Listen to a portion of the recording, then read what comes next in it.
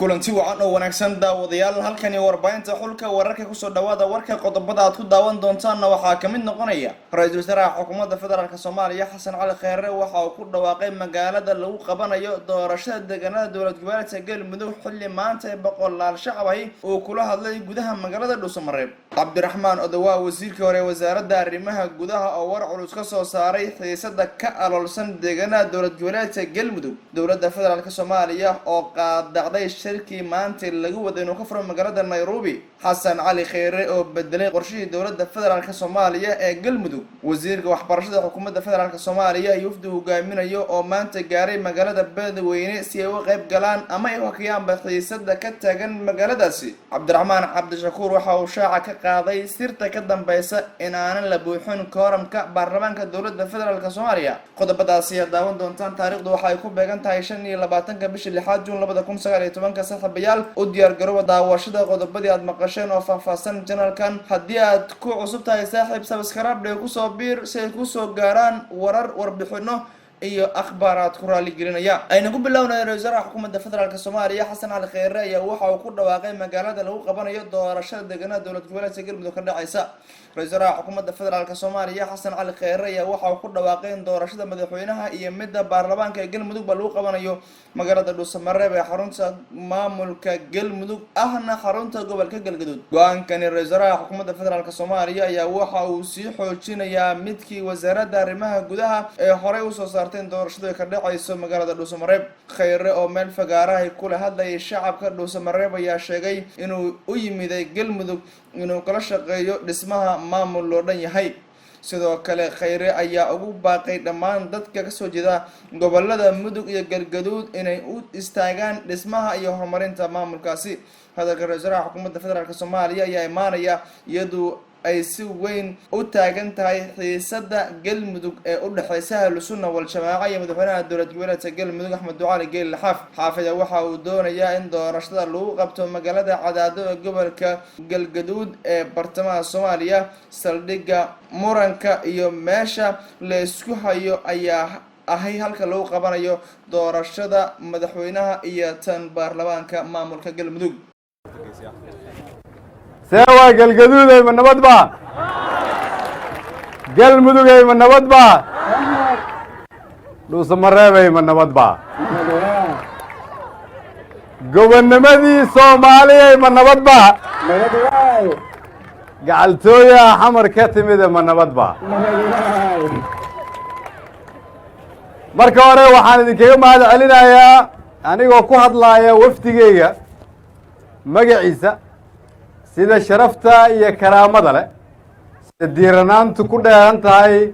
oo aniga iyo wafdigeyga aad noo soo dhaweyseen idinka iyo madaxda dowlad goboleedka Galmudug waa idinkaga mahad celinaynaa waa ku mahadsantiin laga bilaabo markii aan aeroboortka ka soo degnay iyo markii aan xalay magaalada dhuusamareeb annagoo kaligeena ku tamashleynaynay iyo hadda cid walba oo aan aragnay waxaa ka muuqday qalbi furan iyo waji furan waana ka mahad celinaynaa waana ku mahadsantiin haddii aad markhaati u baahan tihiin gogosha reer dhuusamareeb ay fidiyaan ama soo dhaweynta aad leedihiin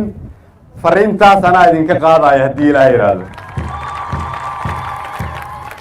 halkani waa magaalo Soomaaliyeed oo qadiim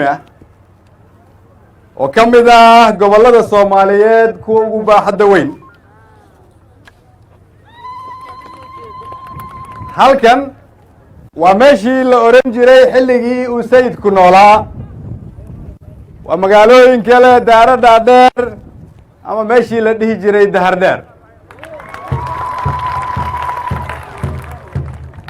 halkan aan taaganahay waxa ay ka mid ahaan jirtay inta aanay Galmudug noqon Galgaduud Galgaduudna waxa ay ka kooban tahay gal iyo gaduud gali waa balli oo aan idin sheegi doono gaduudna waa carrada hortiina taage fadhida aad aragtaan gaduudkaasi waa tii loogu heesay dhul gaduudan oon gogol doonahayn waa waxa dalkeenna u gaara heelay nagu gatee soo maaha waa tii ay gabdhaha soomaaliyeed dhihi jireen aan isguursanay dhulkii gobonnimadii ee galgaduudige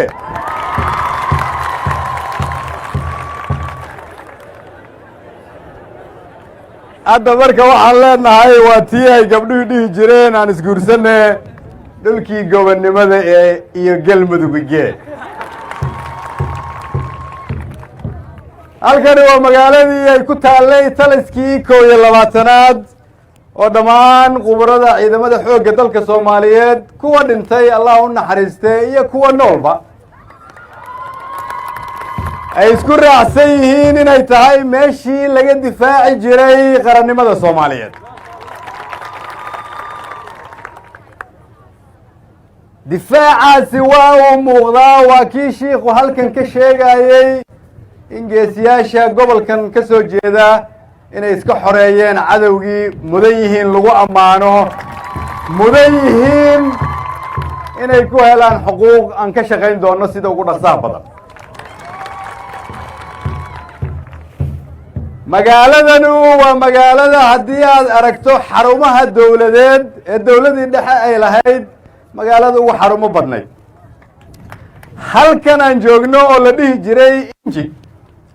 oo lagu xareyn jiray raashinka dalka Soomaaliyeed goboladiisa laga qaybiyo waxa ay weli astaan ka tahay taariikhda magaaladana ay lahayd halkan inkastoo aan qorraxda taaganahay waa meeshii uu ka yiri qoraagii Jarmalka ahaa galgaduud iyo dhuusamareeb dhulka hoostiisa waxaa maraa webiga Afrika ugu weyn biyaha ku hoos jirana waxa ay oon tiri karaan dalka Soomaaliyeed oo dhan abaar kama jirte in laga shaqeeyo u baahan tahay halkani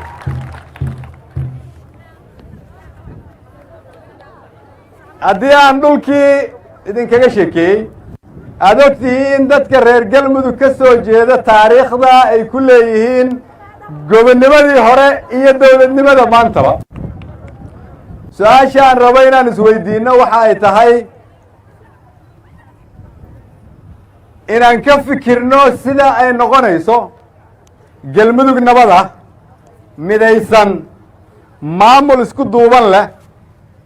saamayn noocee ah ayay ku yeelan kartaa horumarka iyo midnimada ummadda Soomaaliyeed muhiimadda marka waxay tahay reer galmudug waa inay isweydiiyaan ma aha dowladda Soomaaliyeed maxay noo qaban kartaa kaliya waa inay isweydiiyaan annaguna dadka Soomaaliyeed maxaan ku tari karnaa maadaama aan taariikhdaas leenahay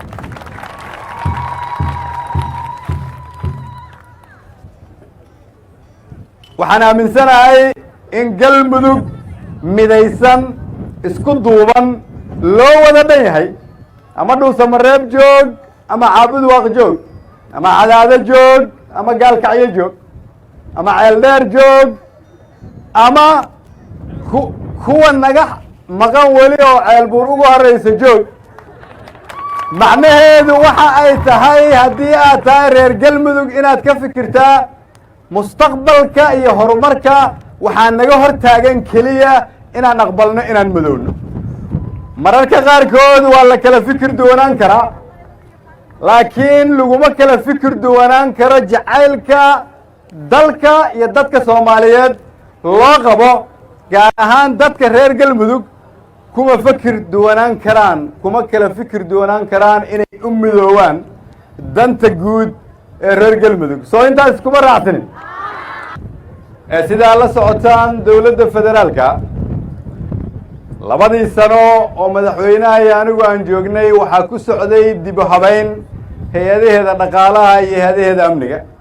wafdi hogaaminaya wasiirka wasaaradda waxbarashada xukuumadda federaalka Soomaaliya xildhibaan Cabdullaahi Goodax Barre ayaa waxay gaareen magaalada Beledweyne xarunta gobolka Hiiraan. waxaa maanta magaalada Beledweyne xarunta gobolka Hiiraan gaaray wafdi hogaaminaya Cabdullaahi Goodax Barre oo isugu jira xildhibaano, wasiiro iyo saraakiil ciidan. wafdigan ayaa waxaa magaaladaasi u tageen dejinta xiisada ka arolsan gobolka Hiiraan taasi oo u dhaxaysa madaxweynaha maamulka Hiirshabelle Maxamed Cabdi Waare iyo Yuusuf Axmed Hagar Yuusuf dabageed gudoomiyaha gobolka Hiiraan. wasiirka ayaa waxa uu sheegay inay xaaladda dejin doonaan, waxa uu sidoo kale sheegay socdaalkoodu inuu ku qotamo sidii dadka ay matalaan ay u kormeeri lahaayeen oo xaaladooda ay u kurgeli lahaayeen. Cabdullaahi Goodax Barre ayaa waxaa lagu wadaa inuu kulamo gooni la qaato Yuusuf dabageed oo horey u sheegay